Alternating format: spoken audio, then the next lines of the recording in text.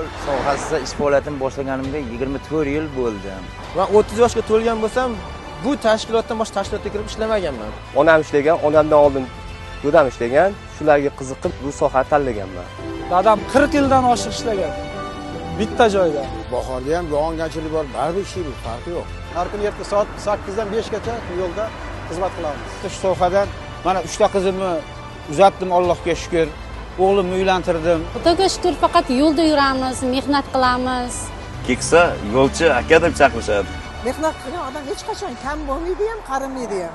Ular yo'lning odamlari, yo'l odami.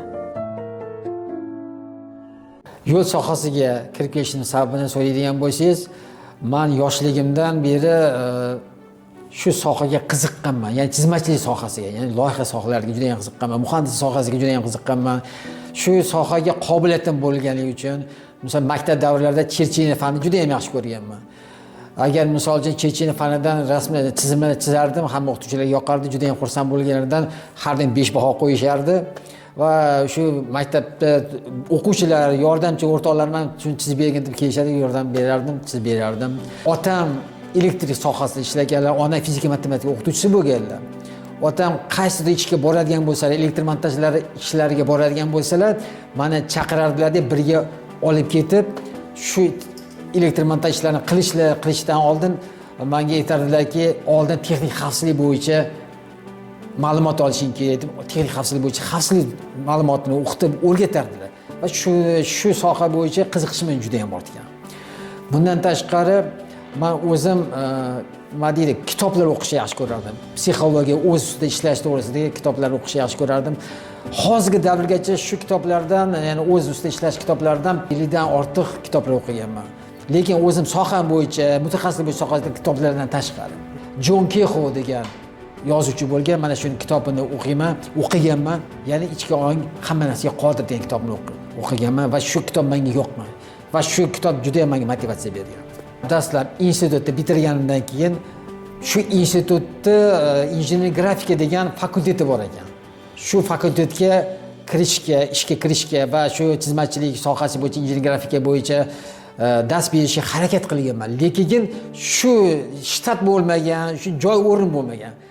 Harakat qilgan bo'lmagan. Lekin 1995-yilda O'z Avtoyo'l davlat aksionerlik kompaniyasi konsern o'sha vaqtda nomi boshqacha bo'lar, vazirlik bo'lgan. Shu joyga dispetcher xizmatiga ishga taklif qilishgan meni. Shu sohaga kelib ishlaganman. Dispetcherlik xizmatidan mana O'z Avtoyo'l raisi, ya'ni ministrimiz bo'lgan Yunus Ruslan Rasulov degan. Shuni qabulxonasiga ishga qabul qilishgan va rais yordamchisi qilib tayinlashgan. O'sha vaqtda rais yordamchisi bo'lib ishlaganman. Meni birinchi ustozim, yo'l sohasida birinchi ustozim Yunus Ruslan Rasulov bo'ladilar. Va ulardan tashqari yana Majidov Abduvohid Hakimov inson bo'ladi. Mana shu sohaga qiziqishim ortishiga, turkiy ishlarga shu odamlar menga ustozlik qilishgan. Men bu sohada umumiy hisoblaganda 31 yil mobaynida ishlab kelmoqdaman va shu sohaga o'z hissamni, o'zimning qobiliyatimdan kelib chiqib qo'shganligim sababli va qiziqishim qaysi mana shu yo'l sohasi savobli ish bo'lgani uchun men o'zimni yo'l odami deb hisoblay olaman. Qo'rqmasdan ayta olaman. Yo'l sohasida loyiha institutlari borligini ko'rib, shu joyda ishlaganimdan keyin va shu soha qanchalik savob ishligini bilganimdan keyin shu sohaga yana ham qiziqishim ortdi. Va O'z Avtoyo'l ma'muriy binolar faoliyat direksiyasi, ya'ni shu O'z Avtoyo'l tizimi tashkilotida men dispetcherlik xizmatidan boshlab, rais yordamchisidan boshlab bosh mexanik lavozimida ishladim. Bosh mexanik lavozimidan keyin bo'lim boshliq bo'lib ishladim. Bo'lim boshlig'idan keyin bosh hisobchi bo'lib ishladim va direktor o'rniga, ya'ni rahbar o'rnigacha yetib va rahbar o'rnida ham ishladim. O'z Avtoyo'l ma'muriy binolar faoliyat direksiyasining xizmatini vazifasi shu tashkilot, shu binoda ishlayotgan tashkilotlarga qulay shart-sharoitlar yaratib berish. O'z yo'l loyiha qidiruv institutining mehnat muhofazasi xavfsizligi bo'yicha muhandis lavozimiga o'tganimdan keyin mana shu loyihada ishladim. Anchadan 5 yil bo'ldi shu yerda ishlayotganimga.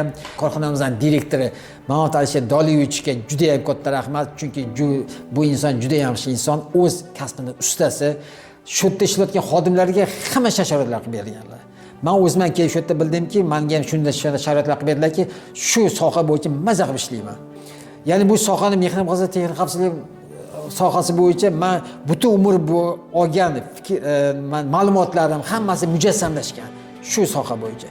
Ya'ni shu korxonada ishlayotgan, korxonadagi hamma xodimlarga va yo'lga chiqib ketayotgan xodimlarga instruktajlar, ya'ni yo'riqlar beraman xavfsiz ishlash uchun va ma'ruzalar o'qiyman.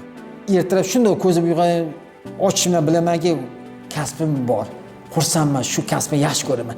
Shu kasbga nima deb otilib kelaman. Ertalab xursand bo'lib kelaman, ishga kelib xursand bo'lib ishlayman. Bu korxonadagi nima deydi? Har bir xodimlar kollektiv juda ham yaxshi. Kollektiv juda ham sevaman. O'z kasbimni juda ham yaxshi ko'raman. Endi shu sohada kelgusidagi maqsadlarim o'zimda yana ham ishlash va xalqaro darajagacha yetish. Shu sohada ishlayotgan yoshlarga bir maslahatim bor. O'z kasbingizni to'g'ri tanlang va o'z kasbingizni seving. Sevib ishlasangiz shu sohada baraka bo'ladi va to'g'ri ishlang. Va maqsad qo'ying. Shu maqsadga erishish yo'lida qo'ldan kelgancha harakat qiling. O'zingiz kasbingizga kerakli ma'lumotlarni oling va shu maqsad sari intiling, chunki hayot birpas o'tib ketadi. O'tgandan keyin hali o'zingiz ham bilmay qolasiz, shuncha vaqt o'tib ketdi. O'shaning uchun bitta yo'lni olib, kerakli ma'lumotni olib, o'rganinglar, o'zingizlarni maqsadga erishinglar. Kasbimni, ya'ni muhandislik kasbimni juda ham sevaman, chunki men shu hozirgi ishlayotgan kasbimda butun hayotim davrida olgan tajribam, bilimlarim hammasi mujassamlashgan. Mana shu kasbim ortidan birinchidan lavozimga, hurmatga, e'tiborga va shu kasbim orqali nima deydi? Oilam,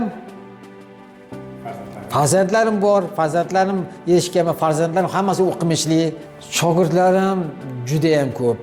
O'sha 31 yildan beri ishlayotgan bo'lsam, bundan oldingi ishlayotgan ishxonamdagi hozir shogirdlarim direktor vazifasida ham ishlashyapti, boshqa sohalarda ham yuqori lavozimda ishlashyapti.